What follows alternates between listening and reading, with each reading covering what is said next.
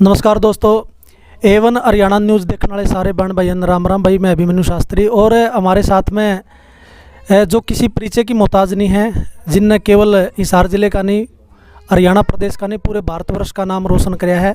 लड़कियों के लिए एक आइकॉन है, एक आदर्श के रूप में अपने आप को जो है ना स्थापित करने का काम किया है।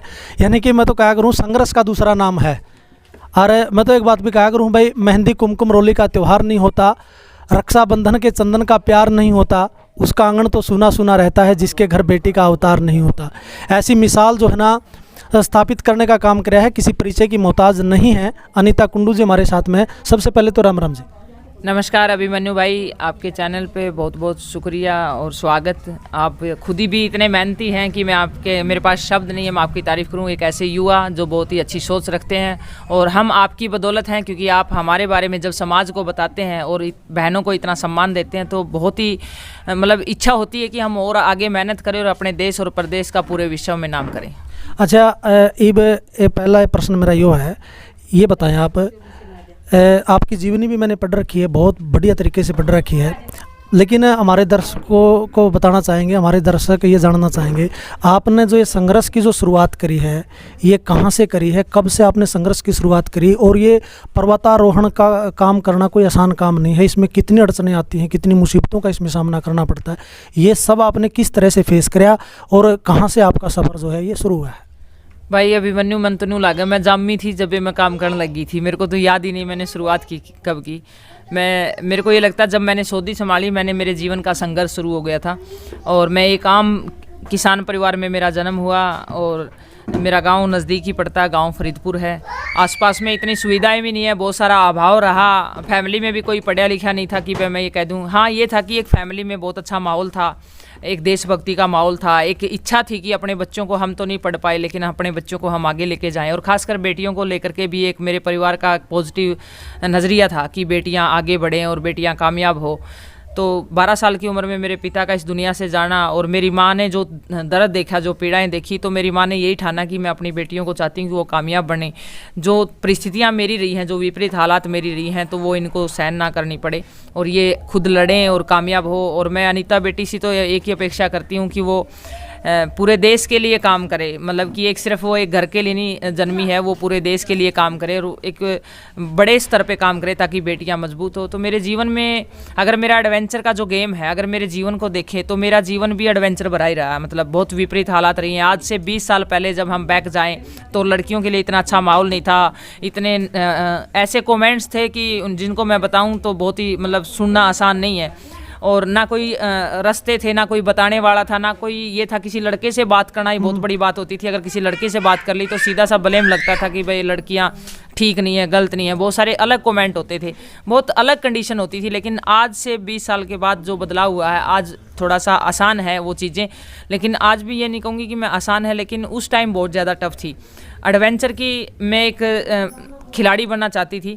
मैं कबड्डी खेलती थी, बॉक्सिंग खेलती थी, लेकिन अचानक से मेरी ज़िंदगी में एक मोड़ ऐसा आता है कि पारिवारिक परिस्थितियां बदल जाती है। पिता की जिम्मेवारी मेरे कंधों पे आ जाती है, सभी छोटे बहन भाई, पूरा परिवार, मेरी माँ बीमार थी, तो सारी जिम्मेवारी मैंने उठानी पड़ी। तो वहाँ मेरा ग्राउंड छूट गया, मेरा गेम छूट गया।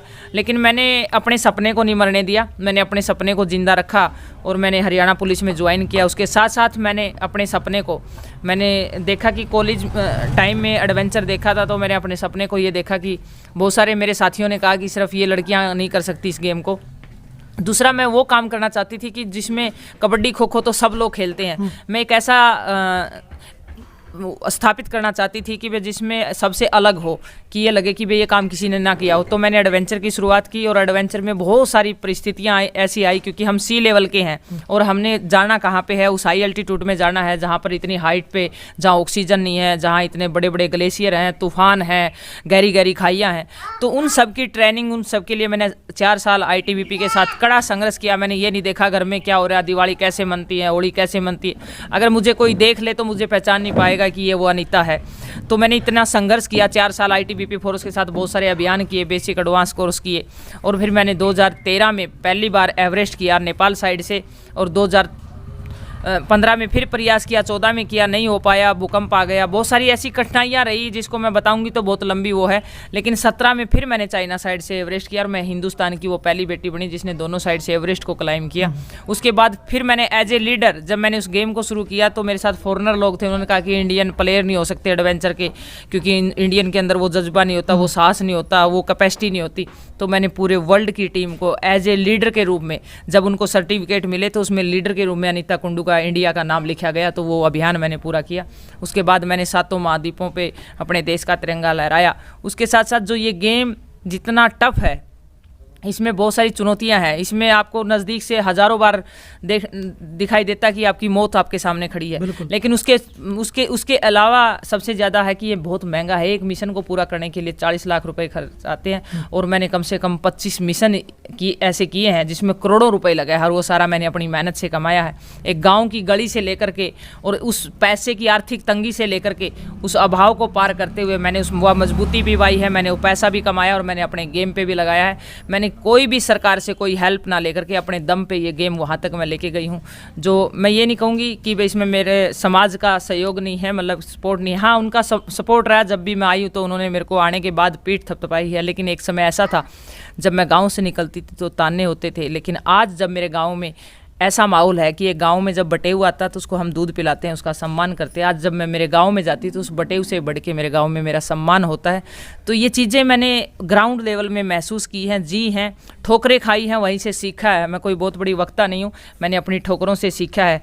किसी ने मंदिर का नाम दिया, किसी ने किसी चीज़ का नाम दिया, किसी ने किसी चीज़ का, वहाँ से मैं एक ही बात कहना चाहूँगी बच्चों को आपके चैनल के माध्यम से, कर्म से बड़ा कोई मंदिर नहीं है।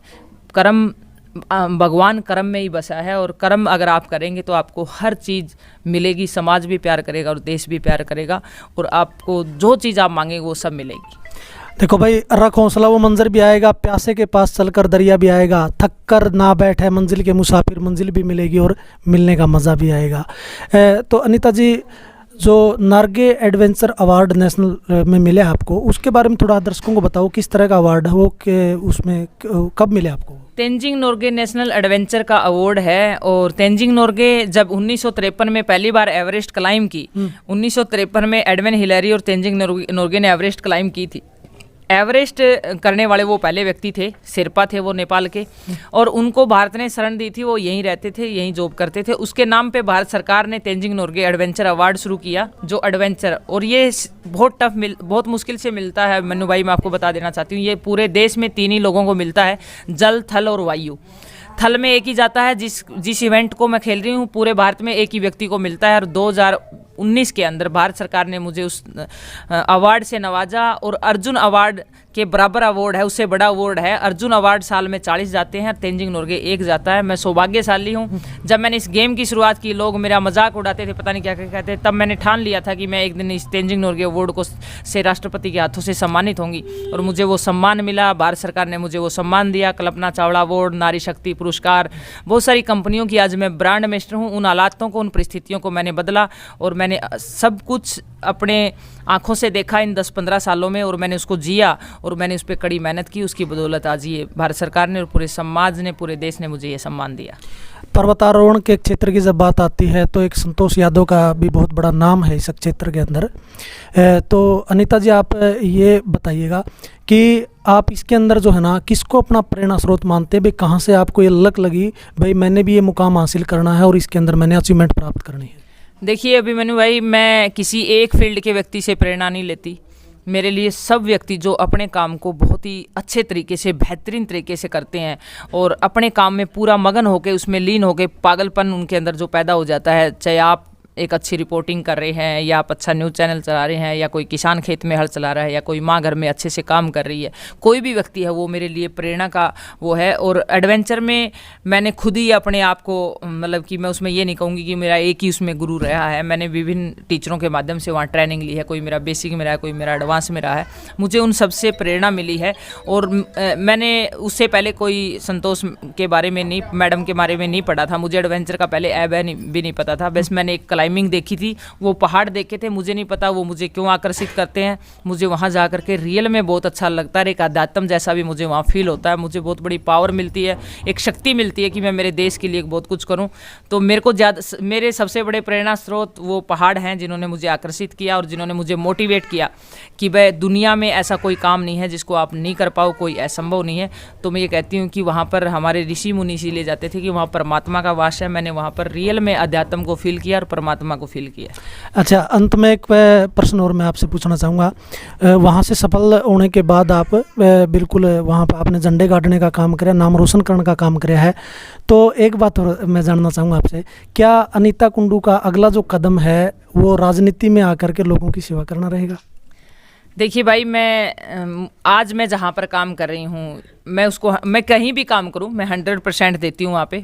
और मुझे लोगों के बीच में सोशल जाना, उनके दुख सुख में जाना, बड़े बुजुर्गों के साथ बैठना, युवाओं के साथ मिलना, युवाओं के साथ बात करना, बच्चों के साथ बात करना, और जो सामाजिक पृष्ठभूमि है उसको जानना, क्या तकलीफ़ें हैं, क्या दुख है, मैं कहाँ सपोर्ट कर सकती हूँ, कहाँ हेल्प कर सकती हूँ। मैं जहाँ भी काम कर रही हूँ, जिस भी फील्ड में, तो मुझे अच्छा लगता है, मैं जुड़ी रहती हूँ। अब उसके आप क्या कयास लगाएं तो वो आपके ऊपर डिपेंड है, लेकिन जहाँ भी मुझे मौका मिलेगा, मतलब मैं जहाँ हूँ मैं वहाँ 100% दूंगी। मैं आज भी बेटी हूँ, मैं फिर भी बेटी रहूँगी, हमेशा देश की बेटी बन के। कहीं भी मुझे आदेश देंगे एक सिपाही के रूप में, मैं वहीं पर एक बेटी बन करके काम करूँ। सीधी बात नहीं करी आपने, एक मंजे हुए राजनीतिज्ञ की तरफ बात घुमा के रख दी है। चलो कोई बात नहीं। खैर, तो अंत में जो युवा हैं, जो लड़कियां हैं, आपको बड़ा आइकॉन मानती हैं, तो उनको जो है ना अपनी तरफ से लास्ट में आप क्या संदेश आप देना चाहेंगे?